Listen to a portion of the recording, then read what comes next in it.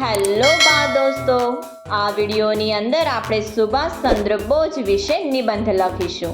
તો ચાલો જોઈએ. આઝાદીના લડવૈયાઓમાં નેતાજી સુભાષચંદ્ર મોખરે છે. સુભાષચંદ્ર બોઝનો જન્મ કટકમાં એક સામાન્ય પરિવારમાં 23 જાન્યુઆરી 1887ના રોજ થયો હતો. તેમના પિતાનું નામ જાનકીનાથ બોઝ અને માતાનું નામ પ્રભાદેવી હતું.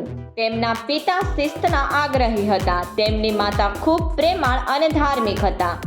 સુભાષચંદ્રને પિતા પાસેથી શિસ્ત અને માતા પાસેથી માનવ સેવાના પાઠ શીખવા મળ્યા હતા. સુભાષચંદ્ર પર સ્વામી વિવેકાનંદની ઊંડી અસર પડી હતી. તેઓ માનવ સેવાને પ્રભુ સેવા માનતા.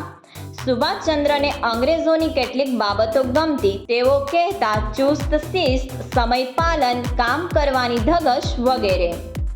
ઘણું બધું આપણે ગોરી પ્રજા પાસેથી શીખવા જેવું છે. સુભાષ બાબુએ ઇંગ્લેન્ડ જઈ સારા નંબરે ICSની પરીક્ષા પાસ કરી હતી. તે ઊંચા હોદ્દાની સરકારી નોકરી મેળવીને ઘણી સારી કમાણી કરી શકે તેમ હતા. આમ છતાં તે દેશની આઝાદી માટેની લડતમાં જોડાયા.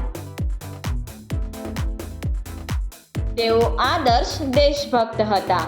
સુભાષ બાબુએ માતૃભૂમિની આઝાદી માટે શસ્ત્રોના ઉપયોગ દ્વારા ક્રાંતિનો રાહ પસંદ કર્યો. અંગ્રેજ સરકારે તેમને જેલમાં પૂર્યા. ત્યાં તેમને ક્ષય રોગ લાગુ પડ્યો. તેથી અંગ્રેજ સરકારે તેમને નજરકેદ હેઠળ રાખ્યા. સુભાષ બાબુ વેશ બદલીને નજરકેદમાંથી છટકી ગયા તથા અનેક મુસીબતો વેઠી જર્મની પહોંચ્યા અને ત્યાંથી જાપાન ગયા. ત્યાં તેમણે આઝાદ હિન્દ ફૌજની રચના કરી અને ચલો દિલ્હીનું એલાન કર્યું. તેઓ વિજયકૂચ કરતા કરતા આગળ વધી રહ્યા હતા ત્યારે કુદરતી પ્રકોપ થયો.